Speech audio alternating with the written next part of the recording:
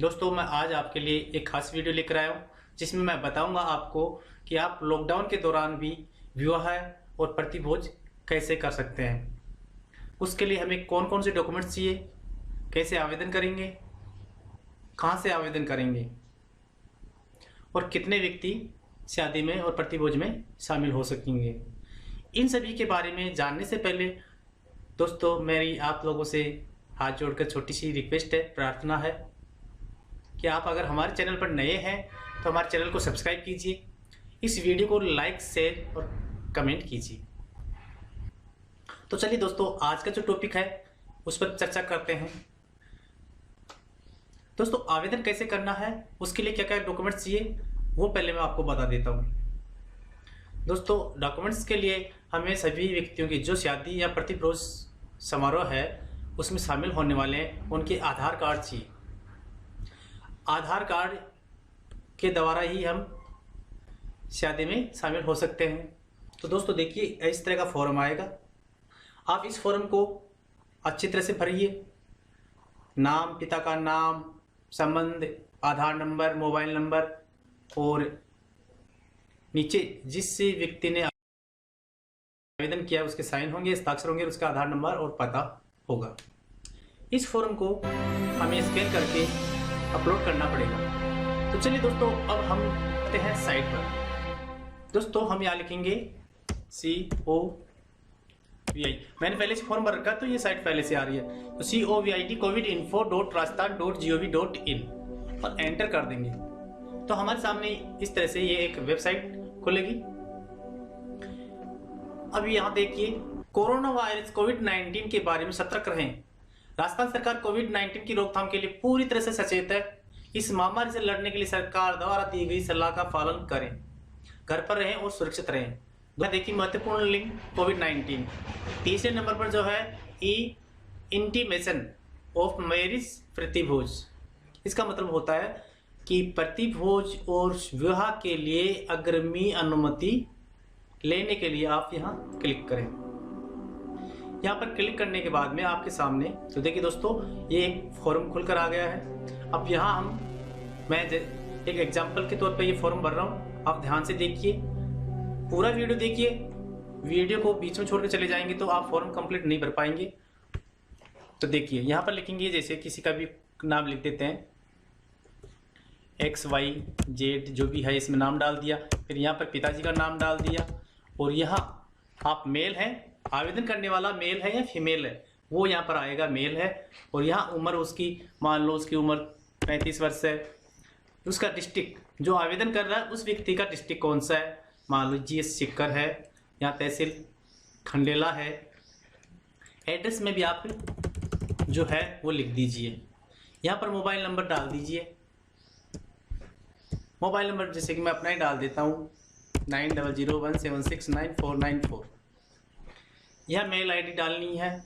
Mail ID वही डालनी है जो आपके पास है। अगर आप मेल आईडी गलत डाल देंगे तो आपको जो अग्रिमी अनुमति का जो लेटर है वो नहीं मिलेगा। आप वहीं से इसका प्रिंट ले सकते हैं, डायरेक्ट इस साइट से आपको वो प्रिंट नहीं मिलेगा क्योंकि वो किसी वजह से फेल हो जाता है। फिर हम सोचने लग जाते हैं कि ये कैसे हो गया, अब क्या करूं, फॉर्म भी पूरा भर दिया, अनुमति मिली है नहीं मिली है। तो इसके लिए टेंशन करने की जरूरत नहीं है।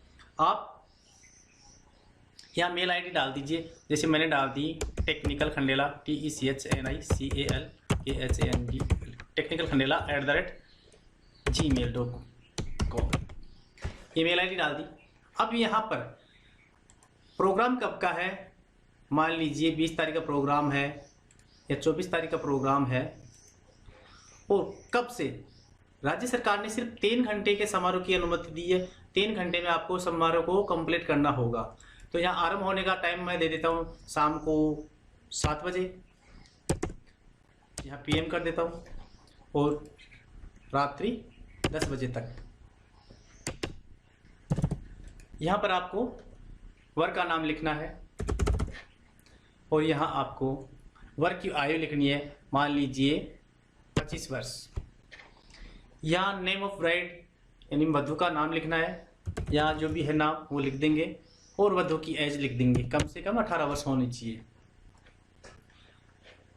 अब यहाँ देखिए विवाह स्थल जहाँ कार्यक्रम होगा ना उसका एड्रेस यहाँ पर उसका नाम डालना है, तो उसका नाम डाल देते हैं, मान लो रामबाग गार्डन। एड्रेस डालना है तो मेरा एड्रेस है गुलाब बाग खंडेला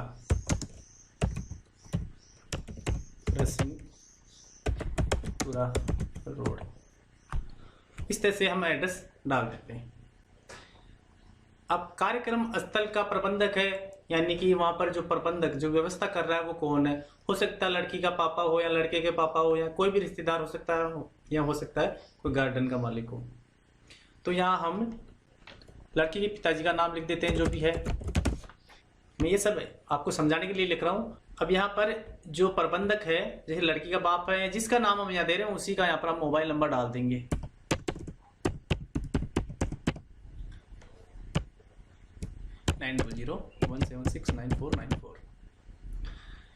लगभग हमने फॉर्म कंप्लीट कर लिया है। यहाँ पर हमें सिर्फ क्रम संख्या, देखो लिखा हुआ ना, क्रम संख्या, पूरा नाम, संबंध, मोबाइल नंबर, इसका एक लेटर हमें अपलोड करना होता है।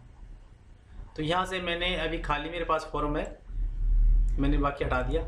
ऐसा वाला एक फॉर्मेट होगा, ये फॉर्मेट मैं आपको अच्छे से दिखा देता हूँ।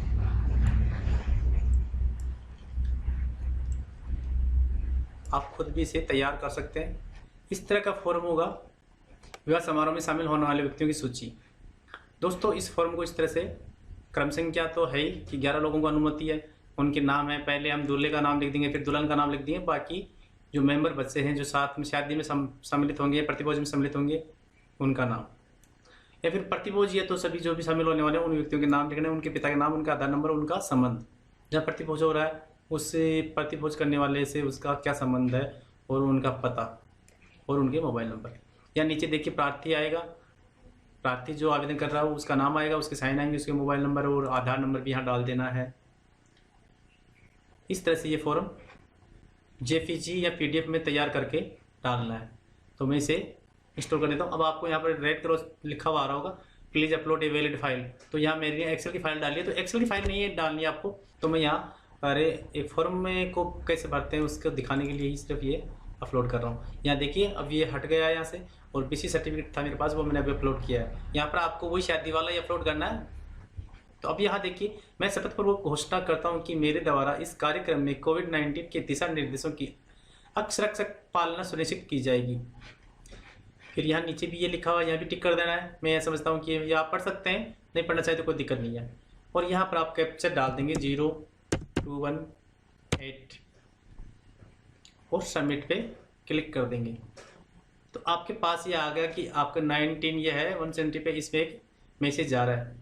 वो मैसेज आएगा तो आपको यहाँ पर मैसेज डालना है। मेरे पास मैसेज आ गया है, मैं मैसेज डाल देता हूँ 488305 और सबमिट कर दूंगा। तो सबमिट करने के बाद में, अब यहाँ सबमिट नहीं करने वाला क्योंकि मैंने डिटेल गलत भरी है, हो सकता है कल को कोई क्लेम हो जाए। हाँ तो दोस्तों मैं यहाँ पर वही मेल डाल देता हूँ जो मैंने वहाँ पर एंटर की थी, ECHNICAL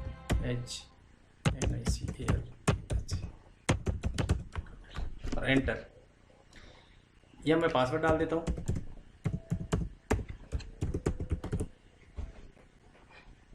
और सबमिट।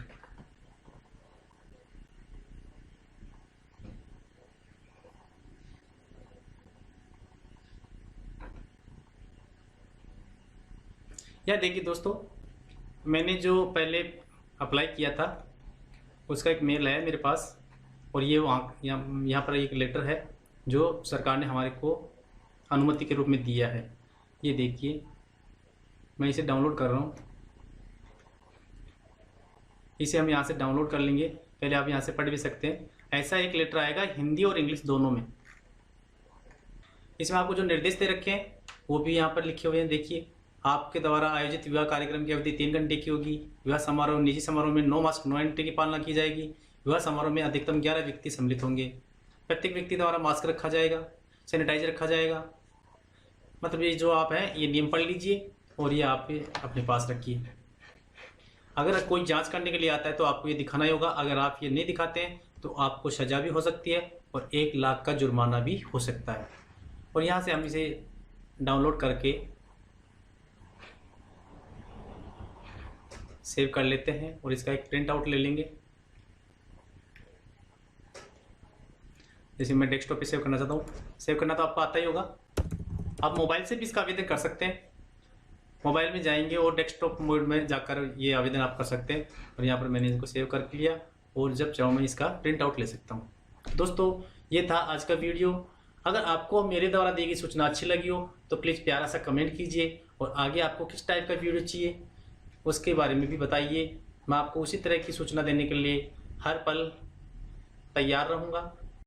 तो दोस्तों, मेरा भी आप लोगों से हाथ जोड़कर निवेदन है कि 2 गज दूरी, मास्क है ज़रूरी का पालन कीजिए। घर पे रहिए, स्वस्थ रहिए, मस्त रहिए, बिना वजह घर से बाहर ना निकलें। अपना ख्याल रखें, अपने परिवार का ख्याल रखें। जय भारत, जय हिंद।